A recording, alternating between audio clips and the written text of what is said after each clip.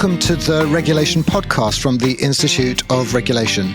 My name is Martial Bou, Chair of the Institute and a regulator myself. This is our 17th podcast. Our last one focused on what it would mean for regulation to become recognised as a profession. Thanks for the great feedback on that. This time, we focus on one regulator and its work in the first of an occasional series of how to regulate in a particular sector. This podcast welcomes two senior staff from the Royal College of Veterinary Surgeons to talk about how to regulate vets, or, as we might hear, more properly, how to regulate not just vets, but the wider veterinary profession in the UK. Most of you listening to this podcast will regulate other sectors and in a different context. But I expect most of you will also recognise some of the challenges discussed here, whether in terms of the operational context, the stakeholders, the politics, the legislation, or how best to use limited resources to regulate as effectively as possible. Not just your own regulator group, but also for those who use and benefit from the services regulate. I hope you enjoy today's episode. Now, let me introduce our guests. Lizzie Lockett has been Chief Executive of the Royal College of Veterinary Surgeons since 2017, having previously worked there for over a decade as its Head of and then Director of Strategic Communications. Welcome, Lizzie. Thanks, Martial. And Ben Myring is the Head of the Policy and Public Affairs team there. He's been there since 2006, working on professional conduct as well as policy on matters ranging from legislative reform to the environment and sustainability, as well as research projects that provide evidence for the college's work. Thanks for joining us too, Ben. You're welcome. Lizzie, let's start with you. I said at the beginning that you regulate vets, but that your regulatory domain is a bit wider than that. Can you briefly tell us who you regulate? I can indeed. And first, thanks so much for inviting us onto this podcast. So currently, we have around 62,000 veterinary professionals on our registers. This includes around 30,000 veterinary surgeons who work in the UK and about 24,000 veterinary nurses. We also have around 6,400 registered practice premises. And we regulate under the Veterinary Surgeons Act 1966.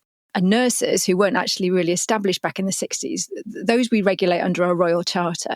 And I think when many people hear we're a Royal College, they're kind of surprised to find out that we're principally a statutory regulator. We do other things, and perhaps we'll have time to touch on those things later, but we are principally a regulator. And the other thing that I think surprises people when I tell them where I work, often when you're in the back of a taxi and people ask you, the taxi driver asks you what you do, it's the range of places where veterinary surgeons work. I think people are really comfortable with the idea of a high street veterinary practice, a small animal veterinary practice where they may take their pet. And through, I guess, James Herriot and other things, they're kind of familiar with the idea of animal health and welfare for horses and farmed animals. But perhaps they don't think about wildlife. They don't think about other animals that are eaten, such as fish. And they also maybe don't think about public health. So any meat that you eat that's been produced in the UK, at least, will have been checked by a vet in an abattoir. And those vets really are the unsung heroes of the veterinary world because it's a job that not everybody wants to do, but they contribute hugely to the public health of the nation, as well as obviously to animal welfare as well. And you can also find vets and veterinary nurses, for that matter, taking key roles in government, in academia, in research, in pharmaceuticals, you name it, and there's probably veterinary involvement somewhere. So our role as a regulator is really, really broad. In addition to that, as if that wasn't enough on our plates, we're also seeking new legislation at the moment. And one key element of that would enable us to regulate some of the other groups of people who work in the veterinary sphere. So the paraprofessionals, such as, for example, physiotherapists or dental technicians for horses. So people who are working under the direction of a vet and the support of a vet and are carrying out some acts of delegated veterinary surgery. And I think maybe Ben might touch on this a little bit more later on. We feel that the public needs a single source of accountability, I suppose, for all of those who work with animals in some kind of veterinary capacity so that standards can be assured. And many of these roles did not exist back in the 1960s. So any new legislation that we're pushing for, we really feel that this concept of a vet-led team needs to be kind of included in that somewhere. Wow. Well, that's a massive range of people. We'll come on to the legislation and future challenges in a moment. But just, you mentioned at the beginning there the numbers of people that you regulate. If you had to add them all up together, how many people would be touched, as it were, by your regulatory regime? Oh, goodness. That's a really big question, because the people who are touched are not only those who we directly regulate, but all of the practice managers, the receptionists, the people who work in practice, the people who work alongside vets, then, of course, all the users of veterinary services, which is animal owners and people eating meat and government. Honestly, I couldn't put a figure on it. I mean, we have a huge range of stakeholders, veterinary associations. So essentially, if you put two vets in a room, they'll form an association. If you add a third vet, and they'll probably form a breakaway group. So there's a lot of them. We also regulate the veterinary schools and the veterinary nursing education providers. So there's a huge range of them. There's all of the paraprofessional groups. The public, obviously, who we regulate on behalf of the public. It's quite tricky to reach the public in any specific way, because animal ownership isn't a distinct group. There's millions of people who own animals, and they're not easy to pigeonhole into different groups. So it's quite a big group. We have recently established a public advisory group at the college, which helps us to navigate getting views from groups. We also have a whole heap of government stakeholders. So again, these are people that we touch on, and their work touches on us. So we've got DEFRA, Department for Environment, Food and Rural Affairs, which is our main sponsoring department. They've got agencies that we deal with. So Animal and Plant Health Agency, the Veterinary Medicines Directorate, the Food Standards Agency. To add further complication, animal health is devolved. So we have counterparts to deal with in Scotland and in Wales. And then other departments that we work with, so Department for Business and Trade, for example. So, and I think Brexit really shone a light on the huge amount of trade there is on food and related items. Department for Education, because of our work with the vet schools. The Home Office, to do with, getting people in and out of the country, and also departments that are focused particularly on regulation. Plus, we need to keep an eye on what other similar regulators are doing. So Department of Health, Social Care. Plus, we've got, the veterinary profession is a global profession. Yeah. So around nearly 4,000 of our members work overseas. And it's important that we're liaising with the stakeholder groups overseas so that we can harmonise our standards. People often say the veterinary degree is like a passport to working wherever in the world. And that is true. And that's fabulous for our veterinary members. But we need to be in touch with our counterparts elsewhere. Yeah. So I'm not sure I really answered your question. No. I mean, in terms of numbers, but a lot. A massive range, and also very diverse, as you're saying. So, those people that we might traditionally think of as vets, when we take our pet, to be helped in whatever way. But also the agricultural industry and, as you say, scientists and government and many, many others, and including other regulators, I imagine, as well, where you're touching on food standards and other matters. So a wide range indeed. And again, I'm sure resonating with people listening to this podcast who regulate in different sectors, but who have a similarly diverse set of stakeholders, ranging from those that are directly regulated through to those people who benefit from the regulation, government and other stakeholders too. So, wow, what a lot of stuff that you do. And balancing the needs of those different stakeholders will be tricky, I'm sure. We can come and talk about some of that in a moment. And again, as other regulators are doing. So maybe, Ben, if I can come to you and just explain a little bit about in the context that you regulate with all of those different stakeholders, how do you balance the sometimes conflicting needs of those different groups, and how do you go about that work? Yes, so that is a challenge that we have to be acutely aware of as a Royal College that regulates. So where the public and professional interest are not aligned, as a regulator, first and foremost, we need to prioritise the public interest and not be seen to be protecting the profession, as it were. But of course, the interests of the profession and the public usually are aligned. They both want high animal health and welfare and public health. So there often is a synergy there. And so us being a Royal College that regulates is actually quite helpful in that respect, because, again, as Lizzie was saying, we can be a holistic regulator. We can carry out upstream regulation in a way that other regulators may be more reluctant to, or, sometimes I think we're ahead of the game there. And having that role also helps us to understand the needs of the profession so that we can do our job more thoughtfully and effectively. And as such, we work closely with stakeholders such as the British Veterinary Association, who are the representative body for the profession. But I guess in all of this, we have to remember that part of the kind of core conflict comes from the deep emotional involvements involved here. Clients care very deeply for their animals, and vets are very passionate about their work. So we have to have that sensitivity around those issues and regulate in a compassionate way, just recognizing that those deep emotional issues are involved there. Yeah. Well, goodness me. Again, I'm sure that resonates a lot with the people listening. I regulated MPs after the expenses scandal and regulated equality issues as well, and all issues that rightly people care about. And whether it's utility regulation or other professions, again, I'm sure that all regulators think carefully about the way in which they do their job because of the emotions and the values that people have.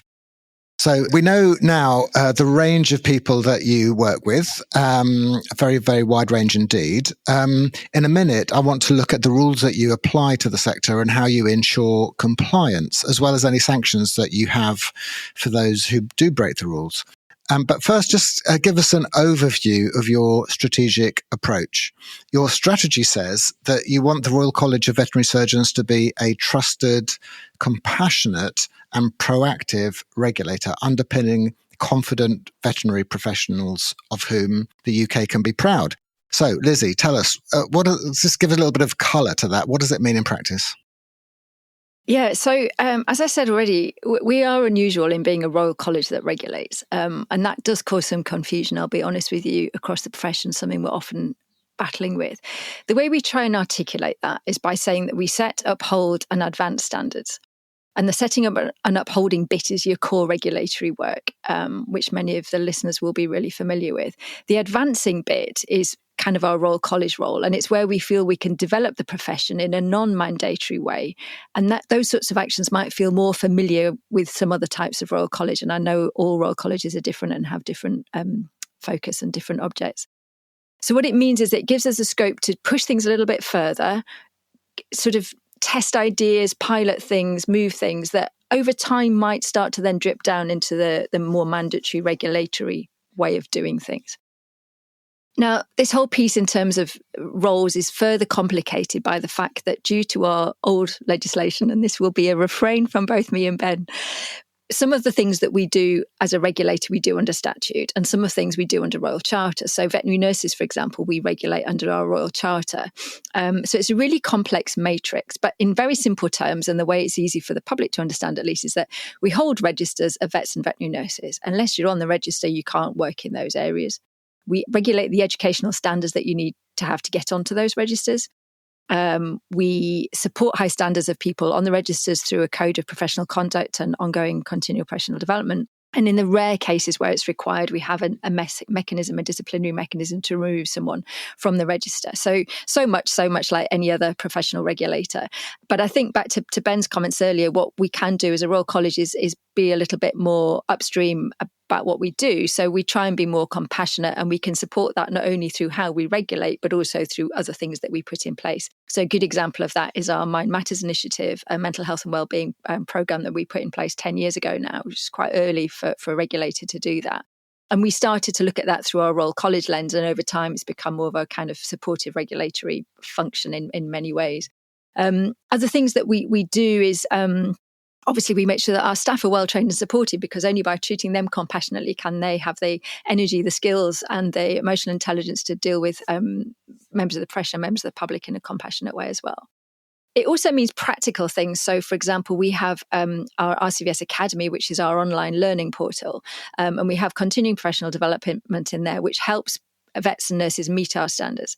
So rather than just saying, here's the standards, crack on and meet them, and if you don't, well, we'll deal with that. We actually want people to succeed. And that might sound like a really obvious thing to say, but I think it behoves us all as regulators to really think about that. Do we want the people that we regulate to succeed, or are we just waiting for them to fail and we're waiting to clean up?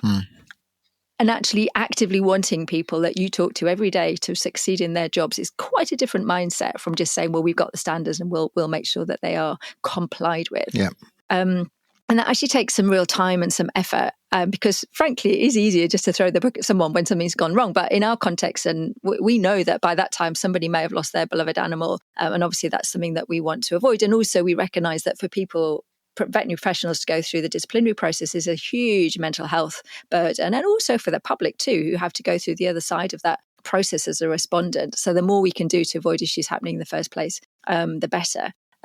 Our sanctions are quite nuclear, and so often cases don't always go forward in the way that the public might want. So to try and support that, we did set up an alternative dispute resolution service, the Veterinary Client Mediation Service, which is run at arm's length from us, although we do fund it. And that helps to resolve cases where something has gone wrong, but it probably wouldn't meet our threshold, which is serious professional misconduct. We've also recently introduced another committee under our charter to look at cases where that threshold may be reached, but at the lesser end. So where a full public disciplinary hearing probably wouldn't be in the public interest, even though some resolution needs to happen. So we try to be compassionate, not only in the spirit of that we do things, but some of the practical things that we do. And our Director of Legal Services is really, really good at this. Do we get recognition for this? I suspect if you went to talk to the people that we regulate and said, is that Beasley Royal College compassionate, they would say no. I suspect that any vet who's involved in a disciplinary process, no matter how long it is, that's going to seem too long. Yes, we have the public protesting on our doorstep. Yes, we have members saying we're not especially compassionate. And I guess we're in that position that most regulators are, and that you're all listening to this probably feel really familiar with, of walking a tightrope. And when I first joined the college like 20 years ago, my boss at the time said, if the voices of complaint from those you regulate and the voices of complaint from those on whose behalf you regulate are about as loud as each other, then you're probably doing all right, which at the time I thought was a low bar. But over the last 20 years, I've realized that, actually, that maybe is as good as it gets. Well, this is a negative note to end on. Not at all, because again, that kind of counsel of despair of everybody hates us, is, I'm afraid, something familiar to many regulators, because we do have a refereeing function. People tend not to like referees because at some point the decision's not going to go their way, and the fact that we all try to base our decisions on evidence and the law, is obviously what holds us together.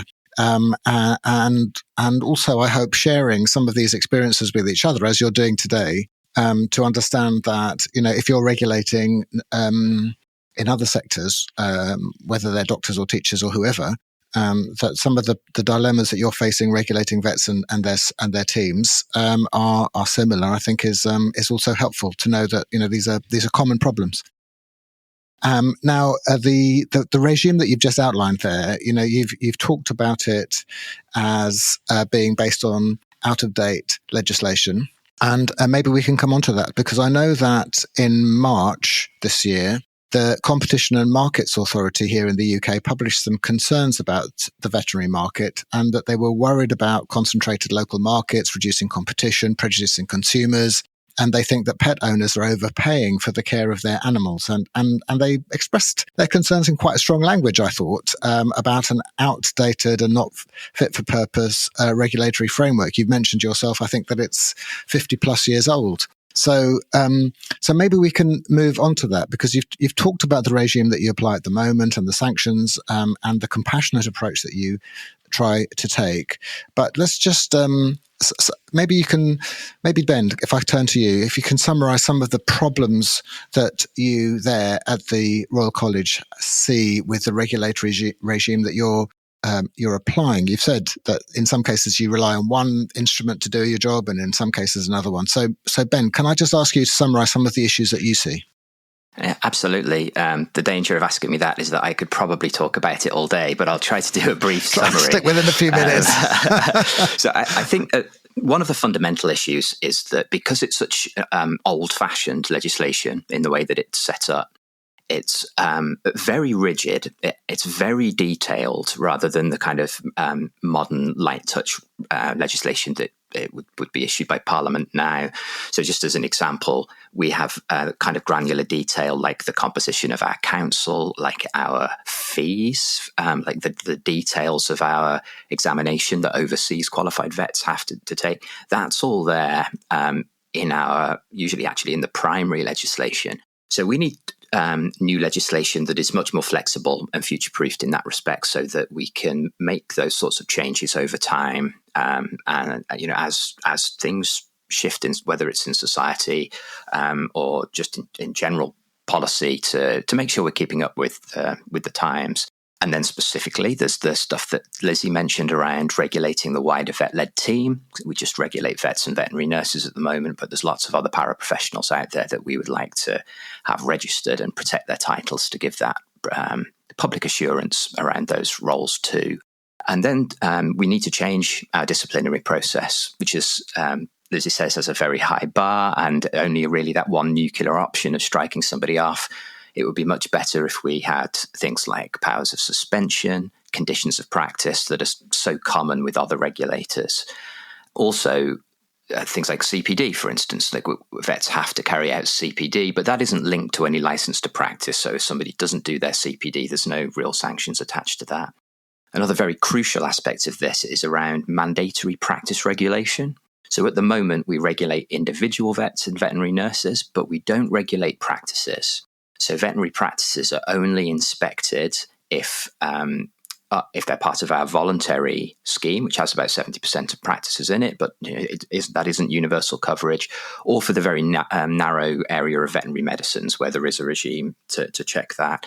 So that doesn't give that kind of public assurance. I mean, when we talk to the public and talk to MPs and say, not every practice is inspected, that tends to cause a degree of alarm, and we think that is something that ought to be remedied.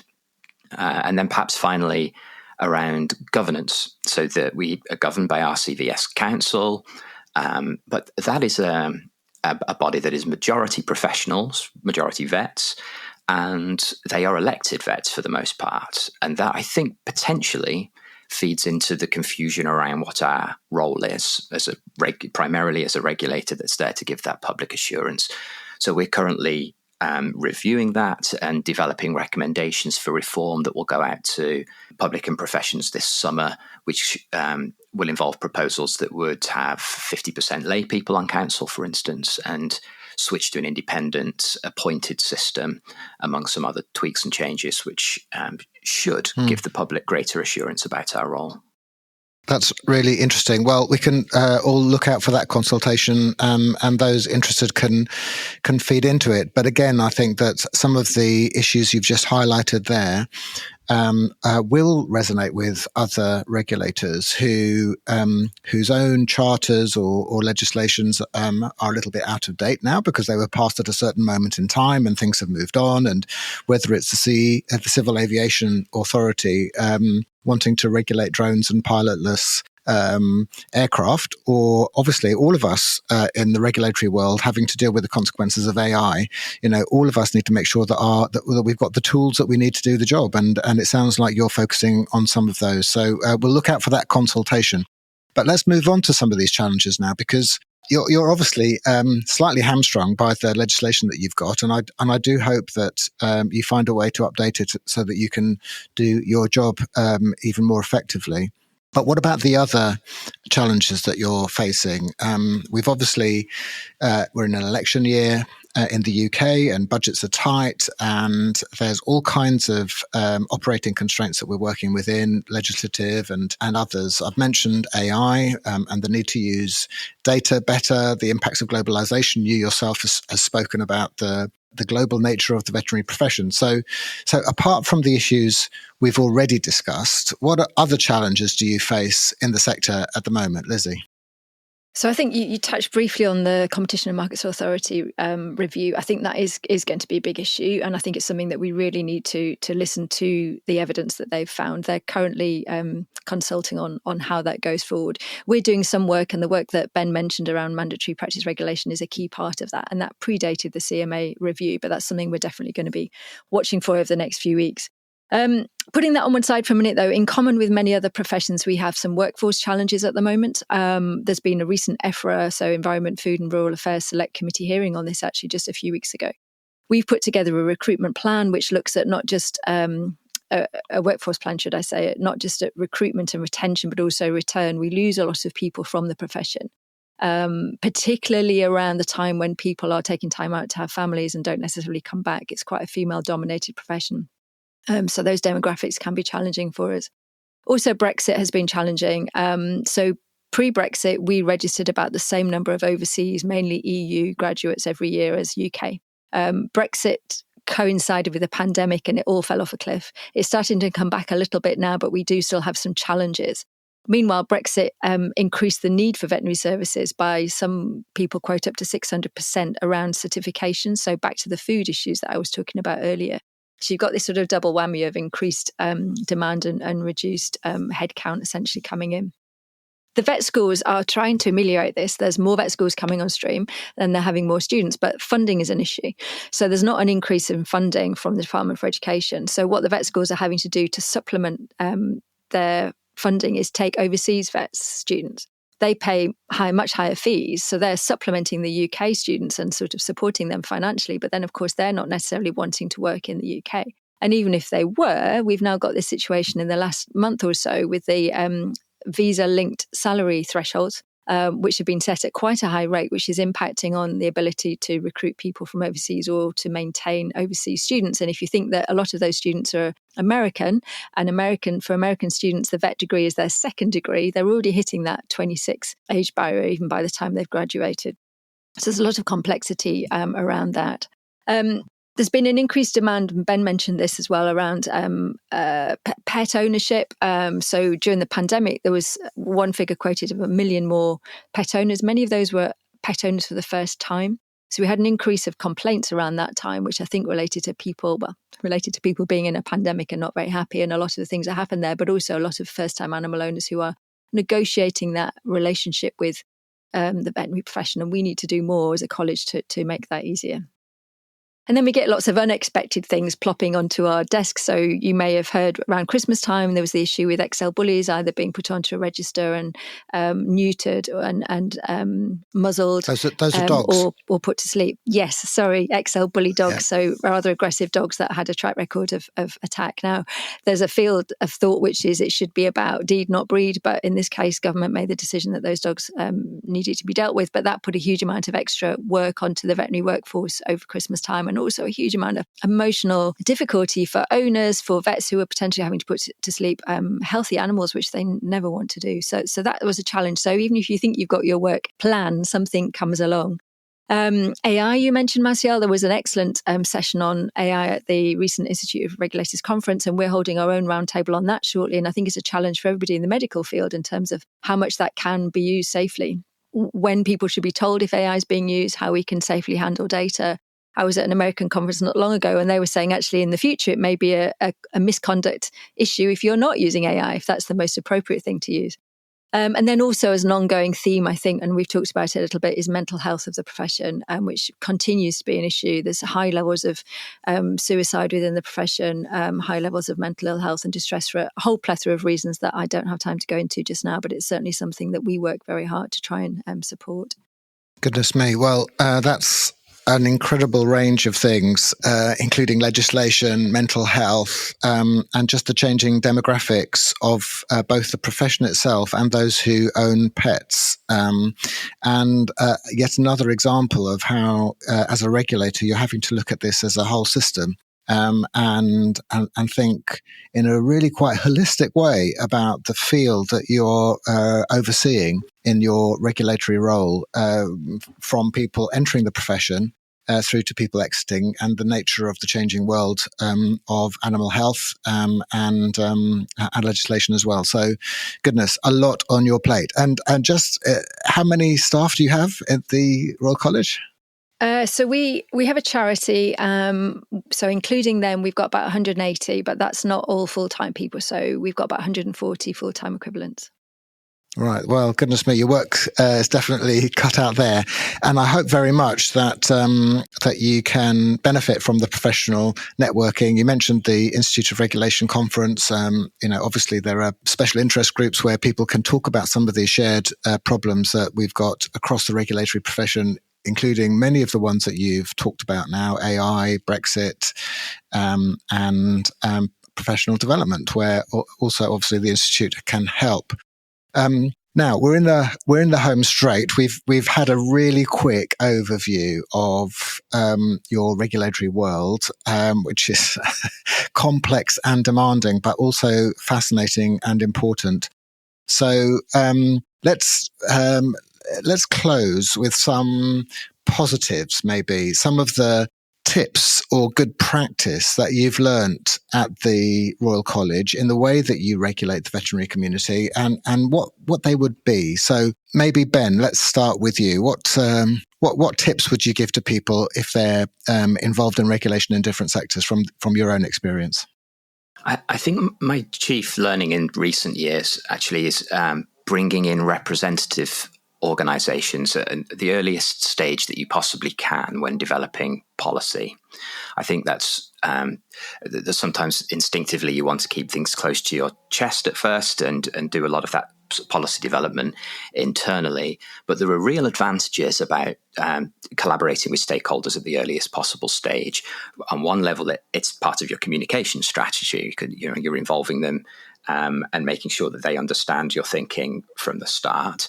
But also it's a good way of getting buy-in to give an example, we talked about legislative reform a lot, and we had a working party that developed those recommendations over several years, actually. And we had representatives from both the British Veterinary Association and the British Veterinary Nursing Association in the working party that did that work from the very start, giving their perspective from the profession. And that way they got to see the arguments develop and see the evidence. And as well as them knowing about it from the beginning, you did get that buy-in of, actually, we understand the conclusions at the end of it. Doesn't mean they necessarily agree with all of them, but I think they're more likely to, and you end up with more commonality then across the sector and support for the end results.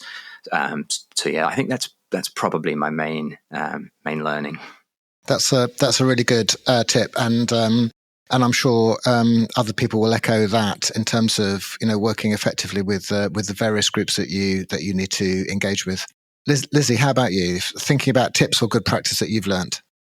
Yeah, thank you. I think we haven't talked too much about our teams, actually, our people, but I think one of the things that I think is really important, and I'm not sure we do it brilliantly at the college, but we do try, is to connect the people in the organisation with the purpose. So it's a bit like the old thing about, somebody meeting a cleaner in the corridor at NASA and saying, what's your job? And him saying, oh, it's to put a man on the moon. Our version of that, I say to our colleagues quite often, is if you're walking out, beautiful sunny day like today, you see a cat sitting on a wall, basking in the sunshine, looking happy, healthy, gleaming fur, you can kind of congratulate yourself on having had a small part in making that happen through assuring good standards of veterinary care for that cat and an accessible process for animal owners to get to that. And it seems a long way away from somebody who may be sitting doing data entry, but I think it's really important to connect that. I think another bit is that, and this is more outward looking, I suppose, but that even when it seems hard and that those you regulate don't always act reciprocally, it is really important to try and maintain a compassionate approach. And we really found that during the pandemic, when we didn't have a blueprint for a lot of the decisions that we made, because we'd never made them before. But it was great to hear teams going, okay, what's the most compassionate thing that I can do at this point? And that's not just typified through obvious things like our mental health program, but in all of our upstream regulation and just how we deal with people. And I think as a regulator, even though people may not like you, you do have some clout. You've got some money, you've got some resources, and you can clear a space for conversation. A bit like a snowplow is how I often think about it. So you're the snowplow at the front, sort of plunging ahead through difficult waters, whether that's around mental health or whatever it happens to be. You clear a space behind you for everybody else to come in and fill that conversation and take that message home and do with it what they want. But you need to keep pushing forward and recognise what the next tricky topic is. And it can be difficult. We've made a decision recently on an environmental issue which really hasn't been very popular. And it may just be that it was ahead of its time. And maybe it was the wrong decision and time will tell. But sometimes it's a bit like that old adage that you hear is that, managers do things right, leaders do the right thing. And I think sometimes regulators do the right thing even before people know it's the right thing. And it's having the confidence and the courage to stand by that. It isn't easy, but I think we get there in the end. And I think that's probably something that's true for all regulators. Well, goodness me, having confidence and courage, I think are two really important characteristics that regulators should aspire to have. It's not easy. And whether you're regulating in your own space or in others, thinking through these issues, understanding the consequences of them, and working with partners, as you said earlier on, Ben, to understand how people feel about these things, because it's all emotive, whether you've got a cat or a dog at home, or as I was the other day, I was walking through the fields of Somerset, looking at the beautiful lambs who seem very happy and healthy, I have to say. So well done you for creating a field full of happy lambs in Somerset. It was all me. So thank you very much, Lizzie Lockett and Ben Myring of the Royal College of Veterinary Surgeons, for a fascinating tour of your regulatory landscape and for helping us all to learn how you regulate vets and others. It's been really, really interesting, and goodness me, some challenges that you are definitely facing in the years ahead, and good luck with that consultation as well, because I think it's really, really important for you, as all regulators, to have the right tools to do your job. Some hard tools, like the sanctions that you talked about, but some soft tools as well to encourage improvement and, as you say, to be compassionate in the way that you approach people doing a difficult job. So thank you very much for coming on the podcast today. And if those of you listening have found the discussion interesting, do tune in to our next podcast, where we'll be discussing other issues of interest to regulators. The next one will be on regulating AI, which I know is all something that we're all interested in doing better. So you can find these and other materials and events relevant to your work at the Institute of Regulation's website, ioregulation.org. That's it for now. Thanks again for listening to me, Marcel Boo, at the Regulation Podcast. Good luck with your own regulatory challenges, and do stay in touch with each other and with the Institute to help UK regulation become the best it can. Goodbye.